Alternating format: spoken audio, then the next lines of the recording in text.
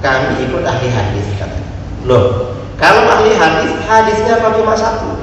Berarti kalau begitu Anda bukan ahli hadis. Apa? Anda ini yang layak disebut pengikut ahli hadas, dan itu hadas akbar. Mereka ini suka propaganda kembali pada Quran dan hadis, tapi gak ngerti maksudnya apa.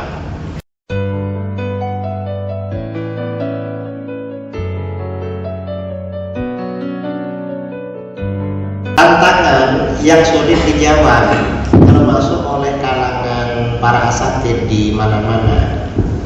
Saya mengikuti dialognya, menjadi penceramah di mana-mana. Yang tantangan ini adalah propaganda. Wahabi ini propagandanya kembali kepada Al-Quran dan hadis. Propaganda seperti ini sebenarnya sangat mudah dipatahkan. Mengapa mudah dipatahkan? Kita kembali pada paradigma awal Ahlus Sunnah wal Jamaah, bahwa di dalam Ahlus Sunnah wal Jamaah dalil yang disepakati itu ada 4: Al-Quran, hadis, ijma, qiyas. Itu ada 4. Karena misalnya kenapa ijma dan qiyas gak pernah mereka pakai, gak pernah mereka gunakan? Mengapa? Karena Salafi Wahabi sering melanggar ijma. Dan dulu di kalangan salaf yang menolak ijma itu aliran-aliran yang dianggap radikal kiri, atau kita anggap aliran sesat, seperti firqah Mu'tazilah, Syiah, Khawarij. Itu menolak otoritas ijma. Salafi Wahabi menolak ijma, berarti gabung dengan mereka. Ini mereka. Kemudian kembali pada 2 sumber yang pertama, Al-Quran dan hadis. Mereka sering mengklaim kembali kepada Al-Quran dan hadis. Pertama, kembali kepada Al-Quran ini juga bagian dari propaganda mereka. Mengapa bagian dari propaganda?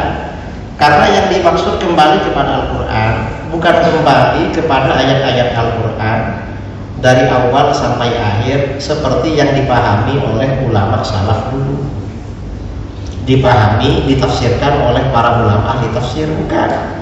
Yang dimaksud kembali kepada Al-Quran itu hanya kembali pada beberapa ayat saja, dan itu penafsirannya oleh mereka itu sudah terjadi distorsi, ada semacam perubahan. Ini contoh, ada tahrif. Mereka ini kalau berdalil dengan Al-Quran dalam masalah-masalah yang terjadi khilaf antara mereka dengan jumhur, mayoritas umat Islam, itu biasanya ada tahrif, ada distorsi.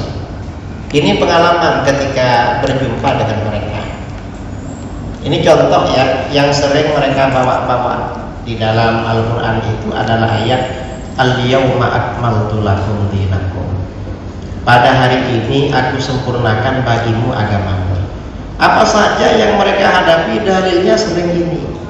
Ada orang merayakan maulid, nanti mereka bilang haram ini. Mengapa haram? Rasulullah dulu gak pernah bikin maulid. Kalau memang pernah bikin maulid, coba siapa ustadz yang punya ceramah dulu? Kan gak ada.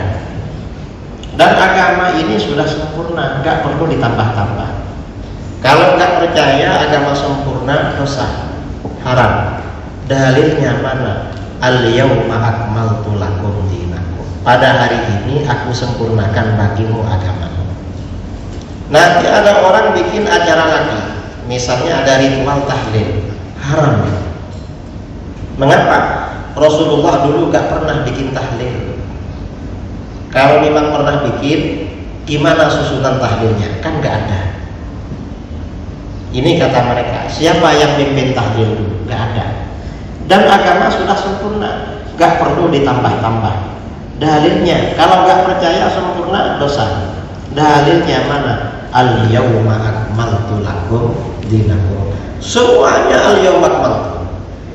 Apa saja yang mereka beda, dalilnya al-yawma akmaltu. Saya bicara di depan mereka tahun 2015 ya, di Solo, di depan mereka. Saya bilang, ya memang agama sudah sempurna, tapi pemahaman kamu yang gak sempurna masalahnya. Artinya otak kamu yang belum sempurna. Karena kata ulama salaf di dalam kitab-kitab tafsir, yang dimaksud agama sempurna itu kesempurnaan dalil-dalilnya. Dalil-dalil agama itu sempurna, di mana dalil itu ada yang nassar, ada yang tekstual, ada yang istinbatan, ada yang secara kontekstual, ada yang seperti itu. Cuma mereka kan karena nggak biasa berolah fikir, otaknya tidak biasa dilatih, ya dangkal-dangkal aja berfikirnya. Dan ini kalangan masyarakat awam mudah terpengaruh dengan seperti ini. Ngapain maulid? Rasulullah nggak pernah bikin gini. Sudah banyak keluar buku, keluar dana lagi. Agama sudah sempurna, agak perlu ditambah-tambah. Dalilnya al-yauma akmaltu lakum dinakum. Agama jangan ruwet-ruwet, jangan bikin ruwet, sederhana aja. Ini mereka. Ini tantangan bagi saudara besok kalau sudah keluar ya dari Indonesia berkiprah di masyarakat. Ini dalil Al-Quran. Jadi dalilnya ini al-yauma akmaltu ini dalilnya jadi dalil nuronan, jadi dalil umum. Apa saja pakai dalil ini. Padahal kita lama belajar di pondok, tiap bab itu ayatnya beda-beda. Tiap persoalan dalilnya beda-beda. Begitu masuk ke wacana Salafi Wahabi, semua ayatnya satu aja, al-yauma akmaltu. Padahal di kitab-kitab fikih kita gak pernah jumpa al-yauma akmaltu jadi dalil. Ya cuma di kalangan Salafi Wahabi. Ini artinya ini distorsi terhadap dalil. Kemudian juga kembali kepada hadis. Kembali kepada hadis ini juga tidak serius mereka. Jadi kembali kepada hadis artinya bukan berarti kembali pada kitab-kitab hadis seperti semua hadis-hadis dan seperti yang difahami disyarah oleh para ulama ahli hadis, bukan. Tapi biasanya kembali kepada hadis versi mereka Salafi Wahabi, ya satu hadis saja. Yang sering mereka sampaikan hadis itu apa? Kullu bid'atin dhalalah. Semua bid'ah adalah sesat. Apa saja dasarnya? Ada orang bikin maulid, haram. Mengapa? Rasulullah gak pernah bikin. Terus berarti perkara baru itu bid'ah. Kalau bid'ah ya sesat. Dalilnya kullu bid'atin dhalalah. Semua persoalan pakai ini. Saya dialog dengan mereka di Balikpapan. Saya jelaskan pembahasan masalah bid'ah ini ulama salaf sudah selesai. Imam Syafi'i mengatakan bid'ah dibagi menjadi dua dan itu cukup. Bid'ah perkataan Syafi'i ini cukup.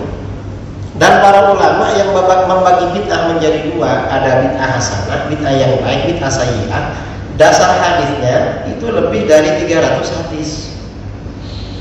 Hadisnya lebih 300. Anda menolak bid'ah hasanah, dasarnya mana? Kan cuma satu. Cuma satu hadisnya. Saya tanya yang Wahabi itu, Anda ikut mazhab apa? Kami ikut ahli hadis, katanya. Loh, kalau ahli hadis, hadisnya apa cuma satu? Berarti kalau begitu Anda bukan ahli hadis. Apa? Anda ini yang layak disebut pengikut ahli hadas. Dan itu hadas akbar. Ini mereka. Artinya apa? Mereka ini suka propaganda kembali pada Quran dan hadis.